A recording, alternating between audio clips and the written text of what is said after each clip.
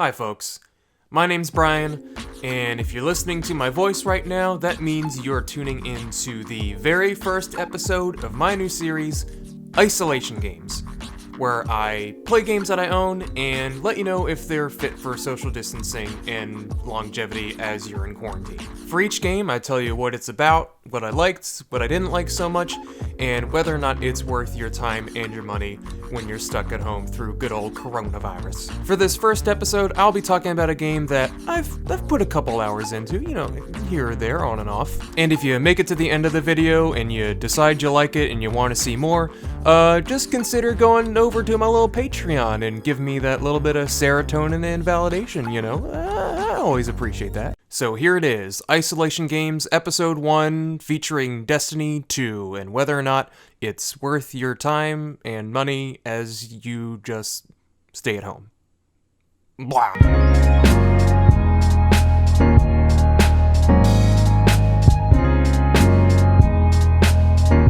Developed by Bungie and published by Activision, Destiny 2 released in September 2017 and has evolved over the past almost 3 years into one of the most jam-packed shooters on the market. It's considered a light MMO, RPG, FPS, JFK, JPJ. We love you, Bachelor Nation. Kelly should have been the Bachelorette. Fight me. With stats, classes, quests, loot, blast boys, and flossing. The core gameplay revolves around doing stuff to earn things. There's tons of destinations with tons of activities that are as inconsequential as patrols you might finish in a minute by yourself to 6-person raids that can take hours depending on your team.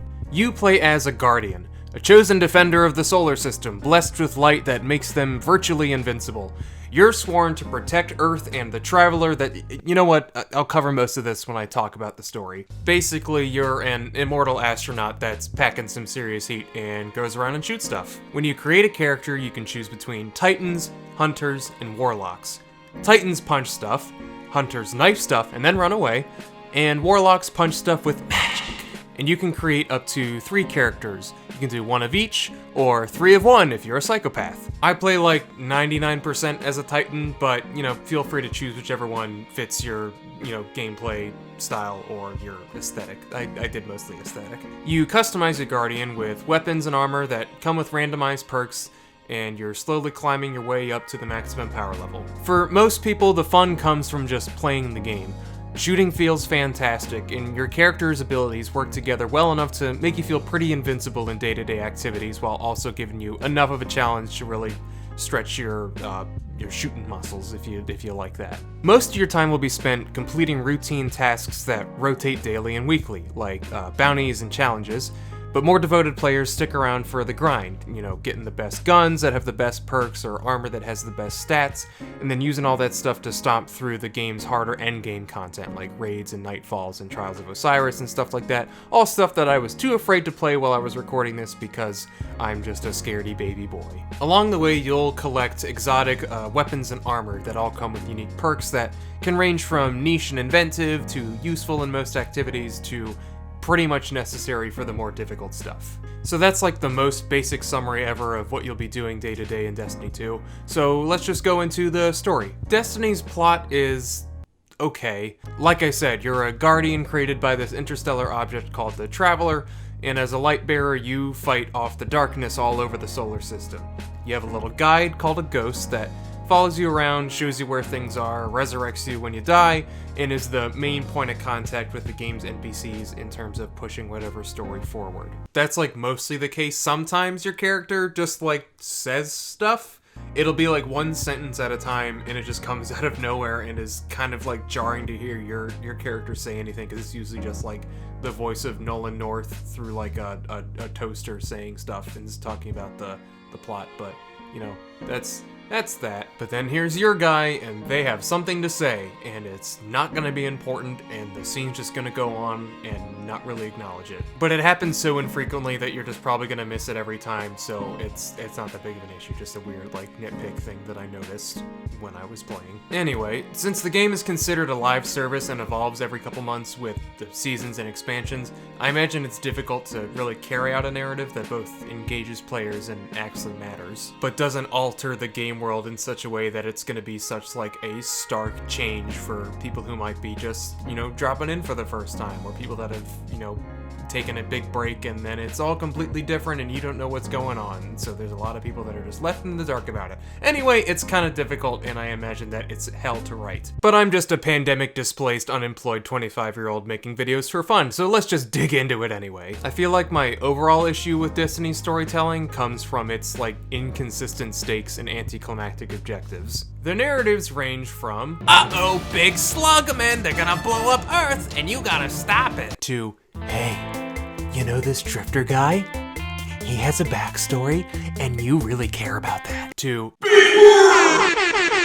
in fact, the storyline for the current season has the baddies from the original Destiny 2 campaign, where they try to blow up Earth, and they're back trying to blow up Earth, but instead of blowing it up with their Death Star from afar, they're just gonna cut out the middlemen and just drive the Death Star into Earth, because that's compelling storytelling. There's only so many times that I can play another game that has the light versus darkness, and darkness is evil, and you are the light, and you are good, and darkness is bad, and it's coming, but you're gonna kill it. I know I'm glossing over most of the smaller stories and completely reducing the main ones to kind of ridiculous terms, but it's hard to buy into the more high-stakes stories knowing that the game is gonna live on for the foreseeable future and that things aren't really gonna change that much. But to its credit, there are a good chunk of highlights. The first main campaign, called the Red War, it's the original like story missions for when Destiny 2 originally came out.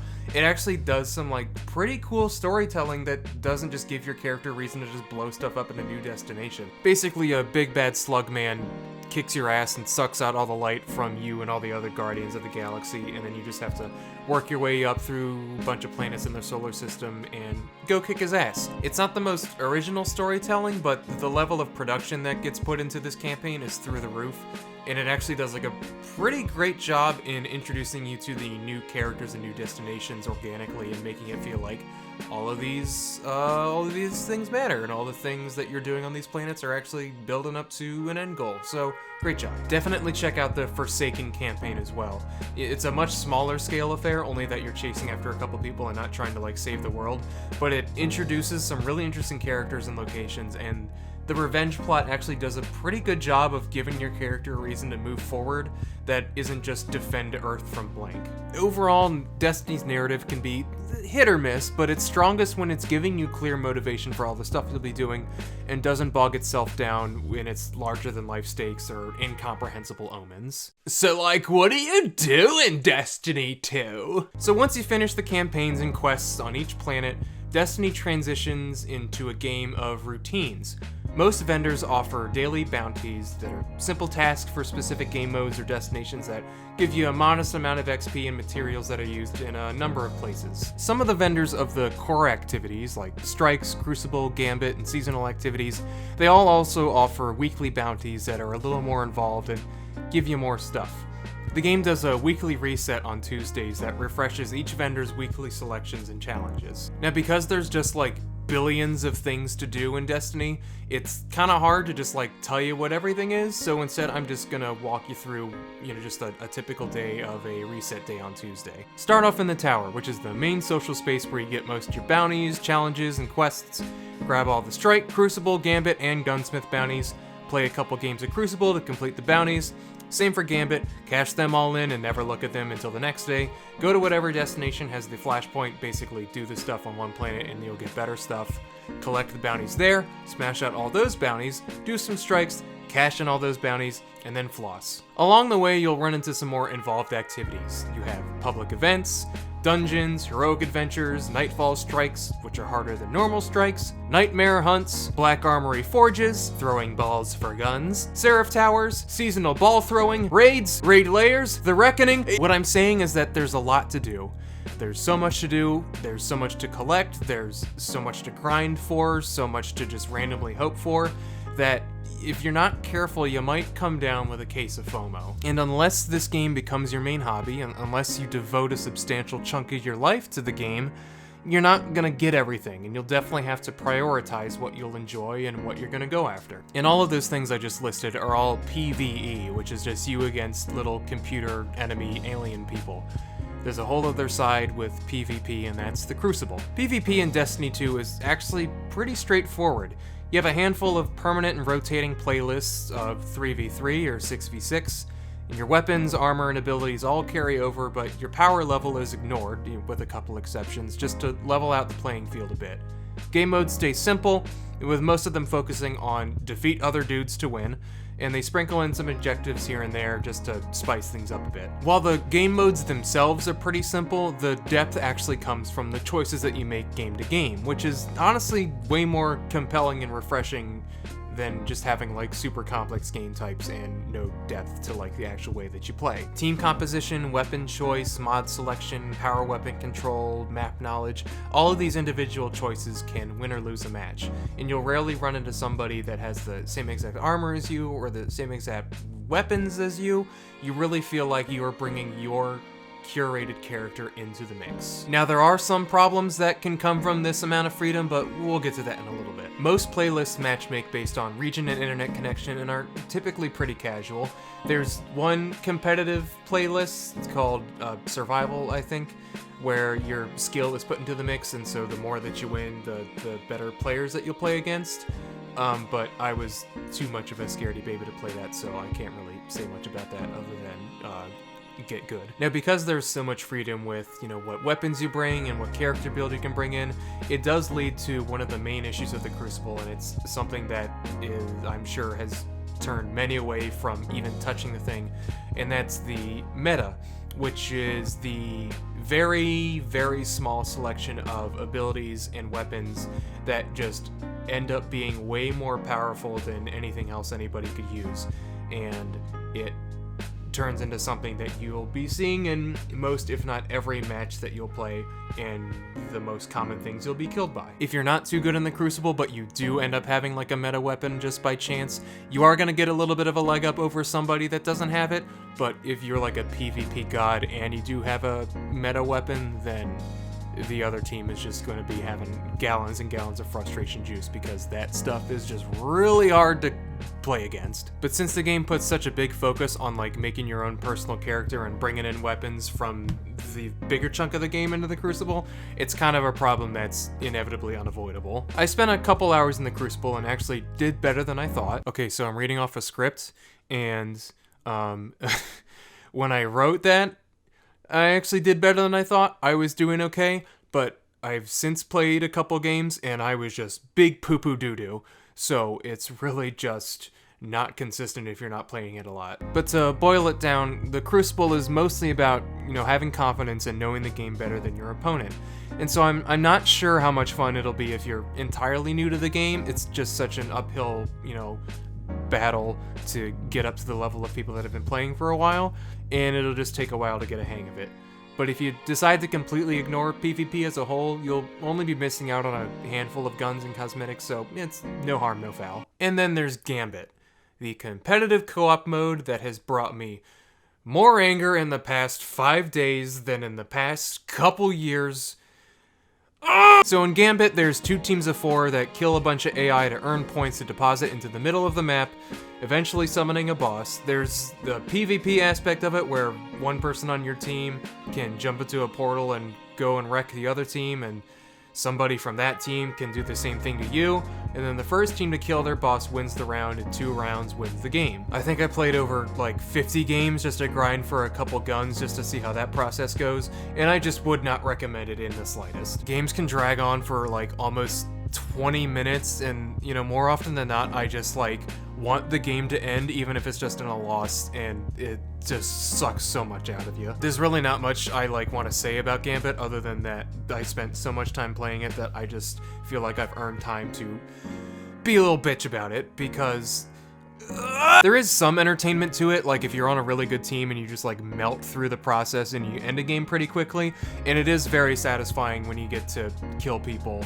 on the other team, especially when they're invading you, especially when it's sudden death and it's right when they invade and you get a little headshot and then you feel like it was worth it, but then you realize the next second that all of this really wasn't worth it. And the mode has the same problem as PvP, where you're just getting killed by the same guns, but it's usually just one person that's doing it, and you know the same person, and they can track you, and they have an overshield, and you can't really kill them that quickly unless you're like a PvP god, and oh god! So if you love the thrill of getting your ass kicked by other players, but you also wanted some ones and zeros to join in on the fun, then Gambit is the perfect game for you, you sadistic son of a bitch. There's a harder version called Gambit Prime, but I didn't even think about putting myself through that. Now, before I deliver the verdict for the game, I just want to acknowledge that I didn't do any of the, like, endgame PvE stuff, like raids, nightfalls, dungeons, stuff like that, master level content, and only because if you're a newer player, you're probably not going to be interacting with that stuff for at least a week or a couple weeks, if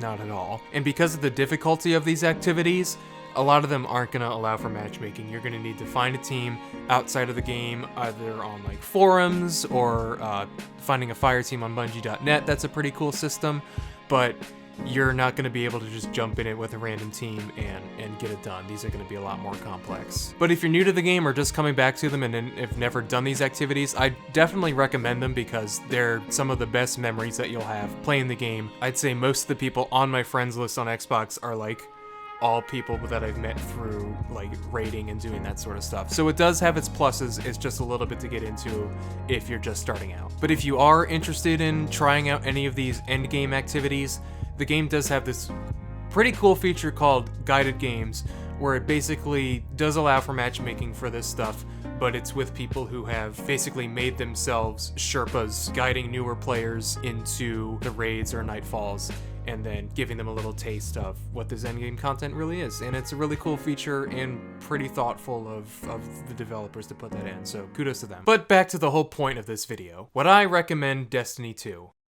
Yes. Ish. It really depends on what you value in a game, and with Destiny, you get as much out of it as you put in for the most part. If you're looking for a more narrative-driven experience, you'll probably be fine passing on this.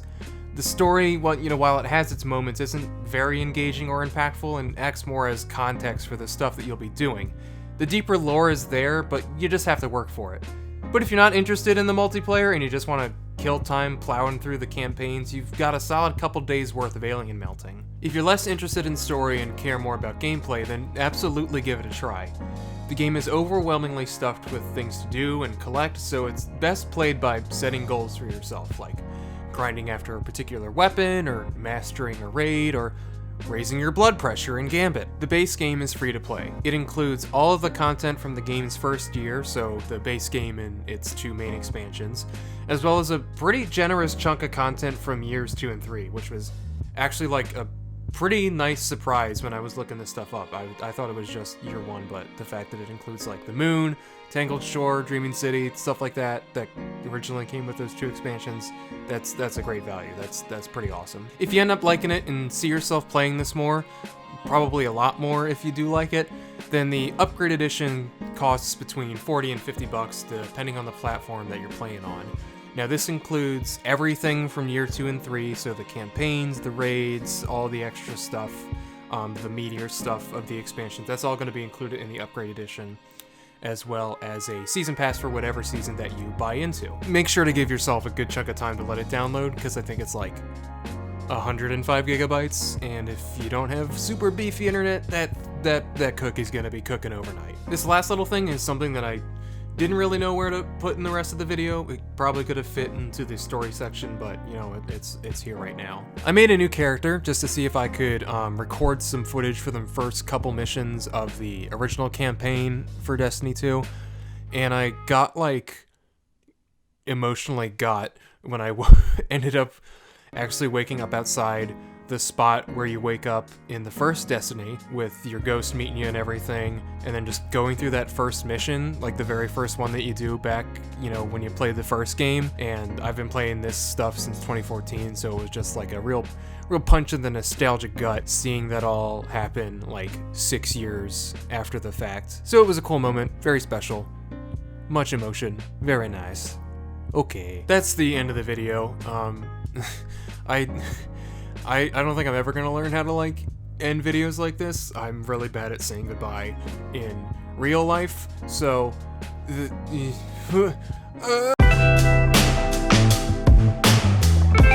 thank thank y'all so much for watching this video. I had a blast getting back into Destiny, and it's probably gonna alter my life until the quarantine is up. It's probably what I'm gonna be doing for most of my time, but you know, I'd recommend it, so that's okay.